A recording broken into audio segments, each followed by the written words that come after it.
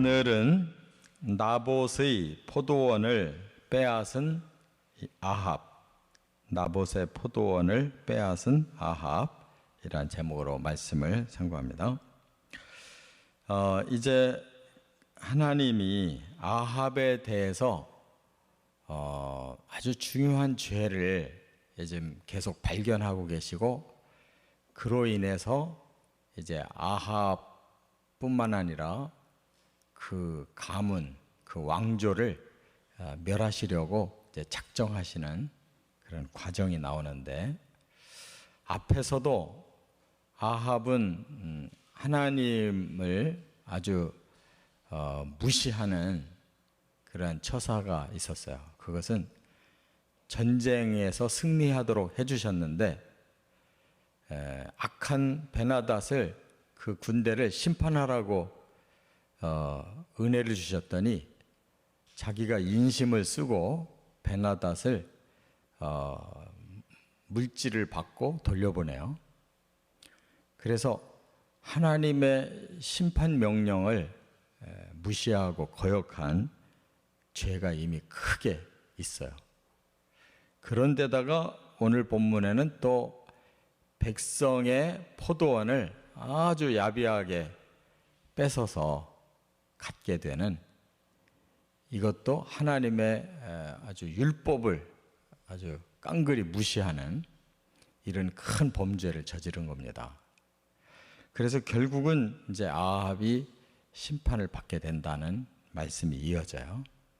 그래서 이 본문을 통해 우리가 이렇게 심도 있게 들여다봐야 되는 것은, 가장 중요한 기준이 이제 하나님의 뜻이라는 거예요.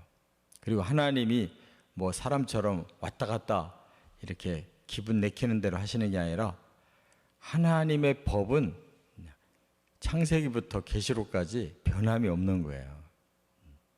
그냥 하나님의 그 주인 되심, 하나님이 사람을 위해서 정해주신 법, 이거를 사람들이 지켜야 복되게 살 수가 있는 건데, 권력을 가진 아합이 그것을 지금 무시하고 아주 하나님 앞에 도전적으로 살기 때문에 심판한다는 겁니다.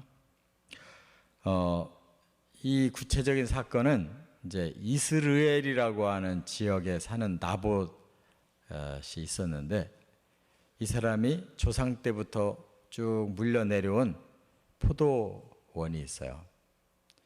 그런데 그곳에 이제 왕의 별궁이 있었던 겁니다. 왕궁은 사마리아에 있고, 이스라엘은 한 몇십 킬로 떨어져 있는데, 그곳이 군사 요충지면서 아주 계곡을 이루고 있는 좋은 지역이니까 왕의 이런 별궁을 둔 거예요. 근데 하필이면 그 포도원 옆에 왕궁이 있는 겁니다. 이 아합이 그 땅이 탐난 거예요. 자기가 갖고 싶어 하는 거예요.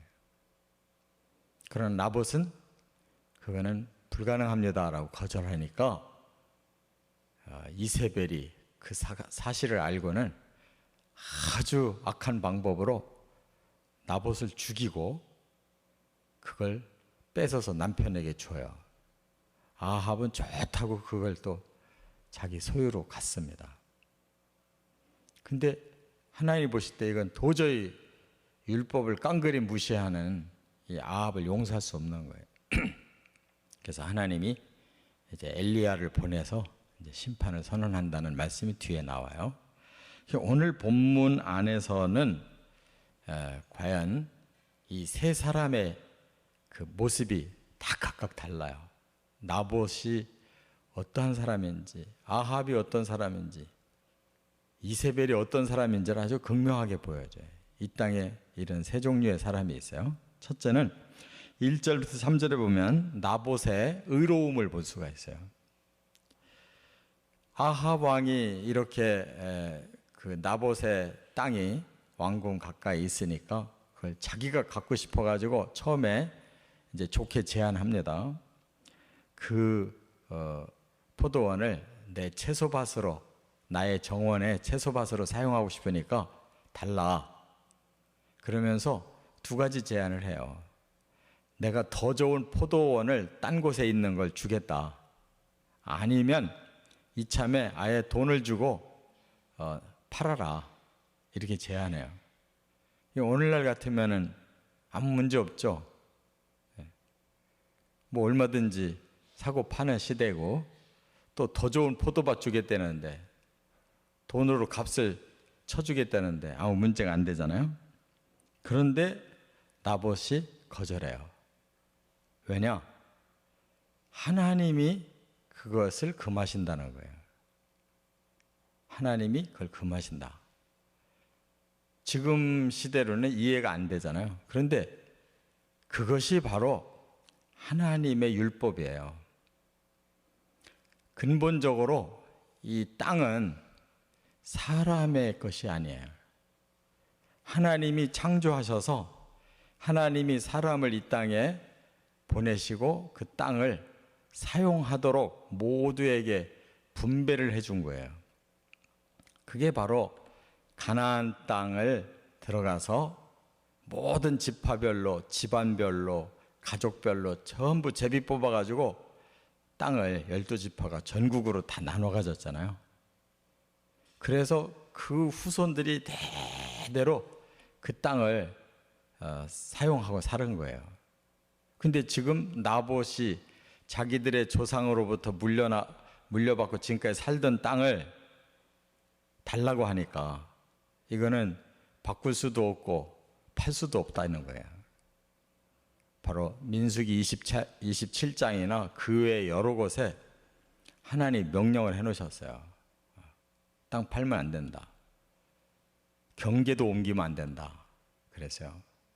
만약에 너무 가난해가지고 너무 가난해서 자기 몸을 팔아야 될 정도로 그렇게 형편이 없으면 일시 돈을 받고 팔 수는 있으나 7년 정도 경작하면 다시 환원하도록 하고 그것도 안 되면 50년 만에 희년이 되면은 그냥 저절로 원주인에게 돌아가는 거예요.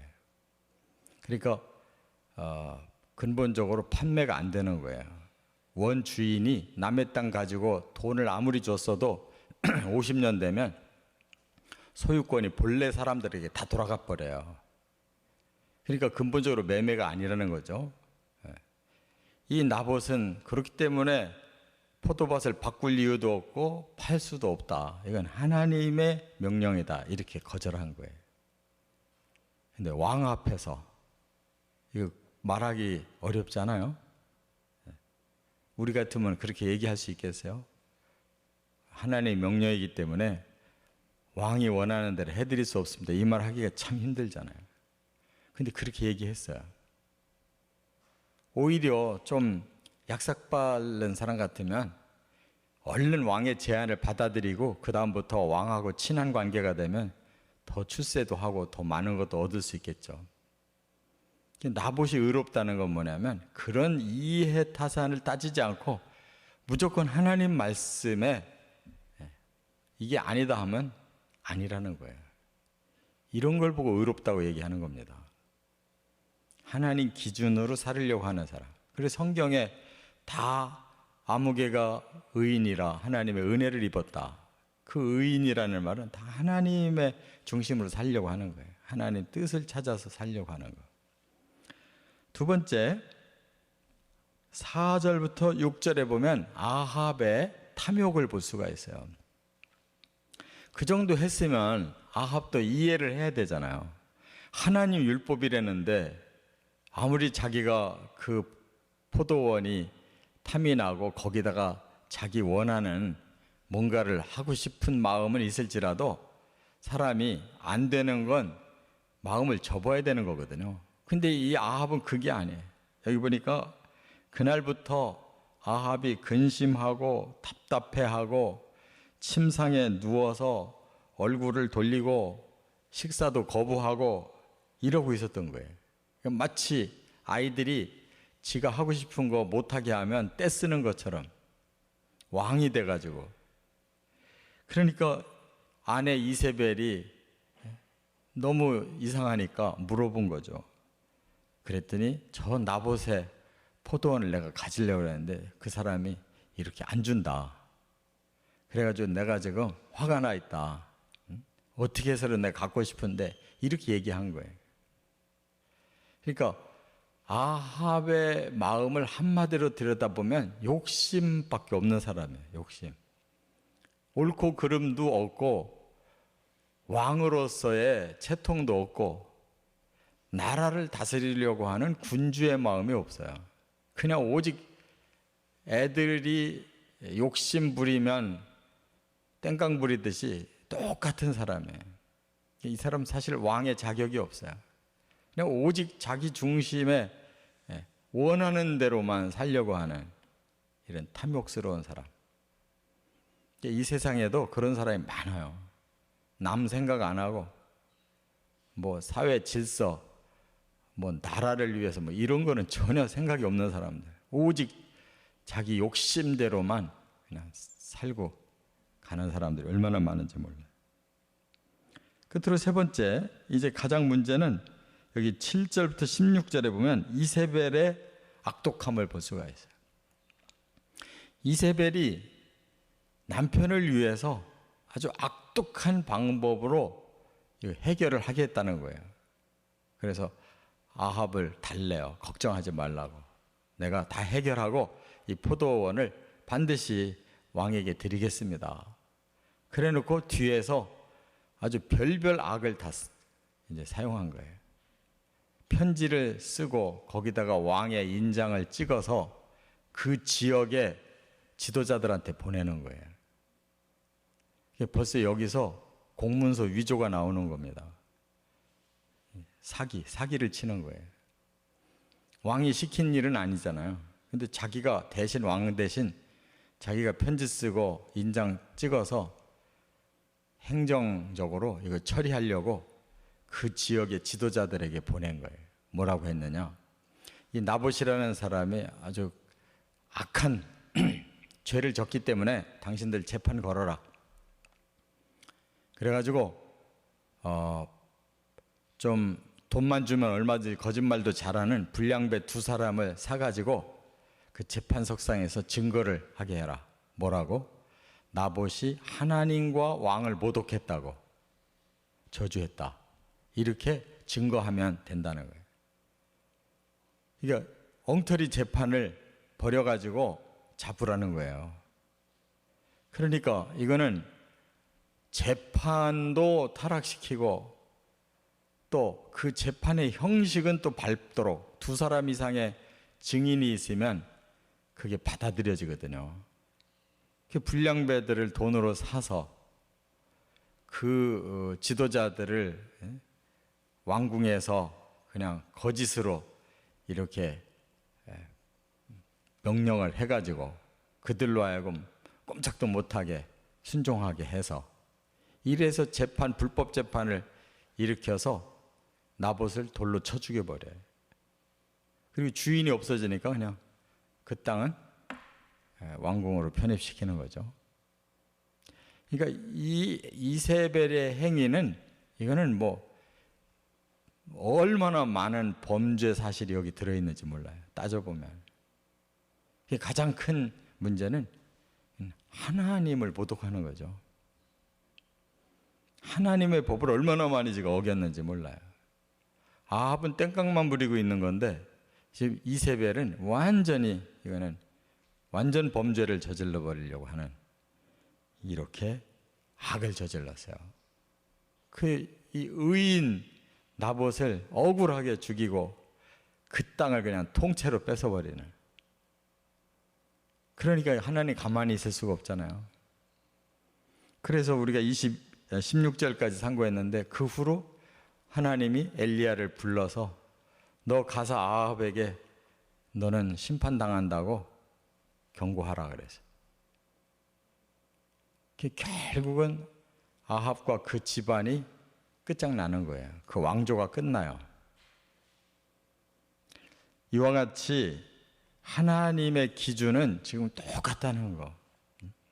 하나님의 그 근본적인 법을 어기는 거, 그는 결국 용납이 안 된다네. 그런 범죄를 계속 해나가면 사람도 나라도 다 망하는 것이에요.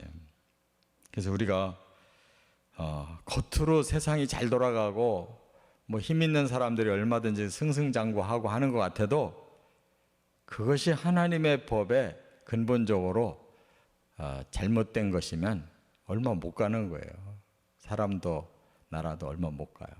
세상이 다 정의로운 심판에 의해서 뒤집어지고 또 다시 바르게 세워지는 것입니다.